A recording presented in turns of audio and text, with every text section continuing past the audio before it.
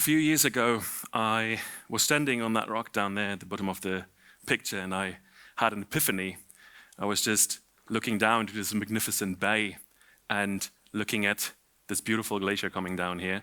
And the topography of the mountains lets that glacier move fairly fast and actually carve huge icebergs very regularly into the bay, which is rather shallow. So that's quite a spectacle to stand there. So while doing so, you just embrace the moment when you have a clear view and you can just watch down all the lengths of the fjord with those beautiful towering mountains. And with a bit of luck, and you have the right weather conditions, you can see the mountainous glaciated islands at the very end of that fjord.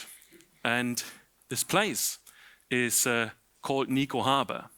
While standing there and soaking the whole atmosphere of that place in, I just realized how privileged I am to go to those places. Acknowledging that since the start of Antarctic tourism in the late 1960s, it's less than 1 million people that ever have traveled to Antarctica. And now just picture that. We have 8.1 billion people on that planet right now. And out of those 8.1 billion, we have less than 1 million that made it down to Antarctica. I feel that's a pretty big achievement for everyone who made that. The bigger privilege is that in the winter of 2021 to 22, I got the chance to take my wife with me and show her this magnificent place, which is very dear to my heart, right next to her. So we got down there, and as a couple, you never really know if you ever make it back together. So we seized the moment, and we got married in a place that very matchingly is called Paradise Harbor. We had this officiant from the British Antarctic Territory, so we have very nice documents, beautiful, nicely drafted. But for me, much, much more important, I feel like there is no better place on this planet to enter the eternal bond of marriage than paradise. And the vast majority of people will never make it to either of the polar regions. So for me, it's an amazing privilege to travel to both the north and the south. But the bigger privilege is to share it with you and to educate people about them. For example, did you realize that about 1/5 of our planet is made up of the polar regions? And when we talk about the polar regions, what are we actually talking about? We are talking about the regions that surround the geographic poles, both on the north and the south. But the actual definition is much more tricky. And let's start with the Arctic. The Arctic is an ocean surrounded by continental landmass. The continents are divided by countries, so it makes it geopolitically very difficult.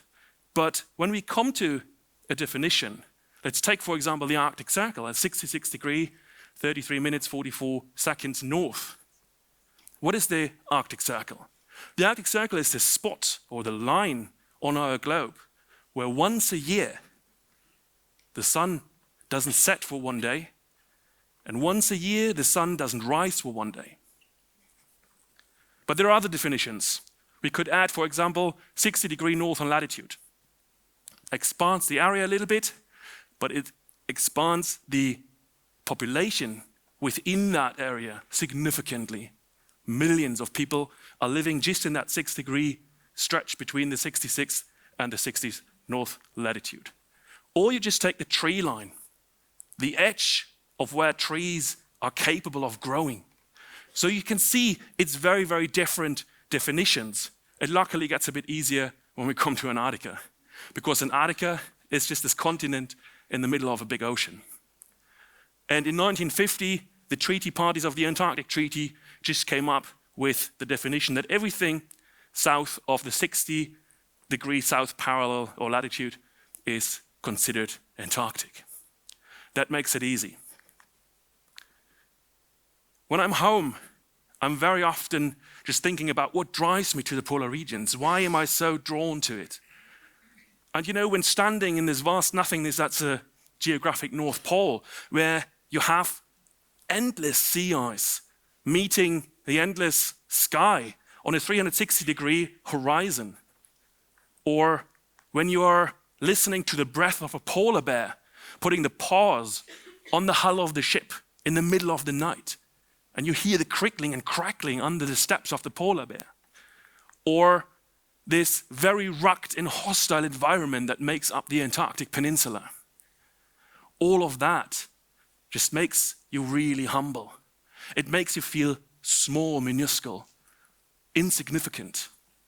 Landing on a historic place like Páll Island, where you have such an amazing history of the Swedish Antarctic expedition that needed to overwinter there in a man-made hut built from the rocks they found around. You want to learn more about those places. This is one of my most favorite places in Antarctica, which we very rarely go to because the conditions have to be just about perfect. And you know, if you haven't done before already, latest now, when you're in the place, you start to care, to deeply and truly care. And for me, that's the starting point of the voyage. I meet a lot of people on my travels, and every now and then you have the odd climate skeptic, climate deniers in your boat, and they try to discuss with you things that don't really make sense. And for me, it's always mind-boggling when you bring them to places like the Ilulissat Ice Fjord, which is a glacier that discharges more ice into the world's oceans than all other glaciers of the Northern Hemisphere combined. You can see the change. You can see the impact the climate crisis has on this particular glacier very, very clearly. Or you take them on a cruise just into Paradise Harbor, and you see this magnificent glacier of Skåntorp Cove. You can see the glacier is not retreating, but it's thinning, it's deflating. It's a very drastic change you can see and you can point out. Antarctica is surrounded by what's called the Antarctic circumpolar current. It's the only place on Earth where the ocean goes around the planet without hitting any obstacle. Isn't that amazing? And the current is followed by weather patterns. And historically, you had a low pressure system, followed by a high pressure system, by a low pressure system, and so on. Lately, that changes, and it changes significantly. The low pressure systems are getting larger, they're getting closer together, not allowing enough space for a high pressure system. What does that mean? It means we have a bad weather front followed by a bad weather front with a little bit of less bad weather in the middle. It's something we can visualize through beautiful tools like Null School. We can measure, but we certainly can experience that. And let me tell you one thing, when you sail the Drake Passage, the body of water between South America and Antarctica, that's something that feels very, very real. And it's not nice. This picture I took a couple of years ago when we left the Northwest Passage and went into the Beaufort Sea. And that was one of my most favorite days throughout my years I'm doing this job. Because we didn't only see the family of three here, we saw on the same day another family of three. And how rare is that? And you can see Mother Bear sitting down in the picture, looking very vigilant, very cautious. What are the tourists doing? What are they up to? While the kids are playing and fooling around, what kids are supposed to do. But how can you come back from those places and not turn into ambassador of them? How can you not become a very strong advocate for environmental issues? Because you want to preserve those places. You want to show those places to the next generations. That's what my life is about. That's how I feel. And I have the big, big pleasure to work among colleagues like Gregory, who's fighting against whale prisons in Russia. He's freeing orcas and belugas that have been held captive to be sold to delphinariums in Japan and China and other places.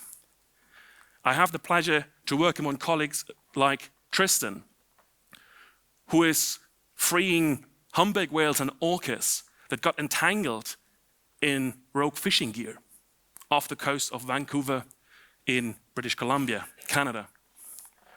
Or colleagues like Birgit, who not only traversed Greenland on skis, how amazing is that?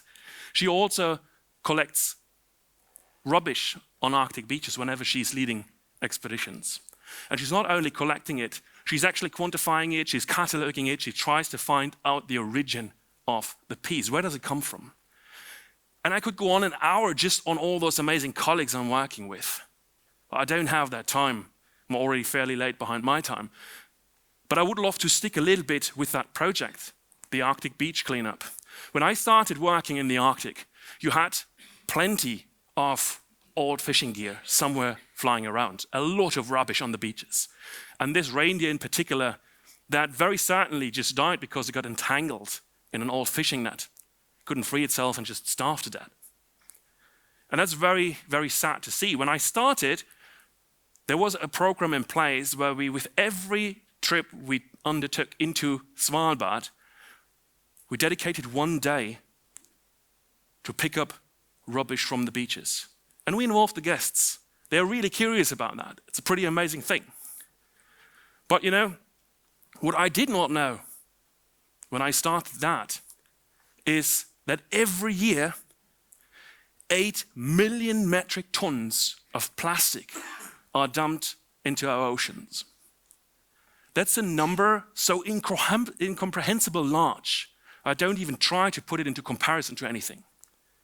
8 million metric tons is just absolutely devastating. So the program of collecting rubbish has just evolved and has just grown. Now it's part of the Clean Seas campaign under the umbrella of the United Nations. And just to put up a number, what that project actually does. In 2018, all operators of ship-based tourism to the Arctic, they conducted 128 beach cleanups.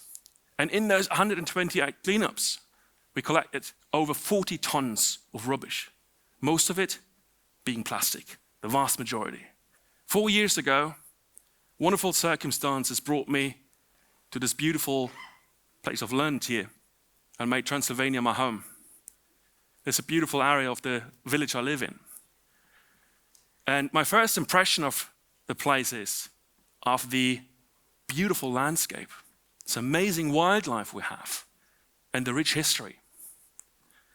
My second impression looks like this. When I leave the village and go into the forest for a walk, that's what I see. When I look out of my window to the creek down next to the road, that's what I see. Plastic bottles, beer cans, cardboard boxes, everything just randomly thrown away.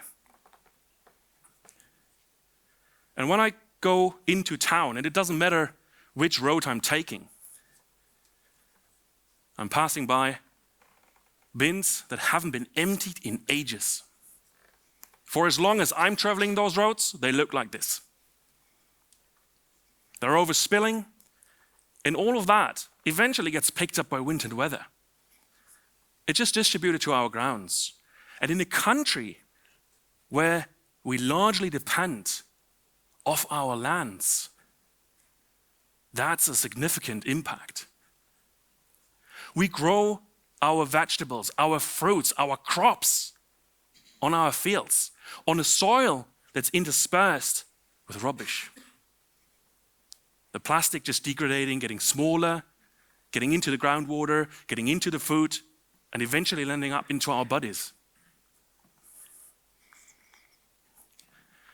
Every once in a while, my wife and I are taking a big rubbish bag and just go down to the creek. It's not our creek, it's not our rubbish, but we start collecting it. And every time, that bag is full to the brim. There seems to be a lack of understanding or missing motivation to protect the lands we so deeply depend upon. Once more, we live from those lands. We grow the food we eat on those lands. But that's not unique to Romania or Transylvania. You can witness that all over the world. This picture taken in northern Greenland, in a community called Kulushrok. The Inuit hunter traditionally dumped all of their rubbish into the ocean. But it wasn't a big problem because they made their harpoons from seal bones. They made their ropes from intestines. That has changed. Now we have plastic fishing nets. We have a plastic harpoon. We have plastic canisters. We have plastic tray boxes. All of that still ending up in the ocean. But we don't have to go that far. Urban environments all over the world look very similar to this. But this is just around the corner here. For me, that was the first time I ever got confronted with such an amount of rubbish lying around all over the place. I grew up with a very strict recycling system, which not necessarily makes everything better. But I also grew up in a very urban environment where we didn't depend so much from our lens. At least that's our perception. Here, the vast majority of people are growing their own fruits and vegetables in the garden. So the impact is significantly larger. Problems like the climate crisis turned really big, incomprehensible, almost excessive. And we always ask ourselves, what's my role in that? What does it matter if I change things?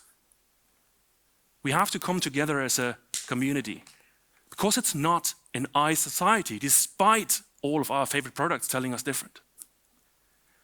It takes all of us because we matter in this world. Roughly a year ago, I became father of this wonderful little boy. And I can tell you, that's the biggest challenge in my life. It's tiring, it's exhausting. And I'm just taking the smallest share of that. My wife was up there shouldering the biggest part. It teaches you a lot about yourself. And once more, it makes one humble. And do we not want to provide the best possible future for our kids? Be curious. Ask questions. When you receive answers, be conscious about them. Don't accept a single source of truth. Do your research. Do educated decisions. Go outside. We are not made to live 24/7 in concrete walls. Leave the city. Explore nature. Reconnect with our ecosystems. Find out why our ecosystems are so fragile. Learn about all those connections. And then you start caring. And once you start caring, you want to light that spark in everyone else because you want to inspire others to do the same. So let me finish with a quote that's fairly old, but it matches very, very well from Mahatma Gandhi. Be the change you want to see in the world. And I would like to add, let's be the change together. Thank you very much. Have a wonderful afternoon.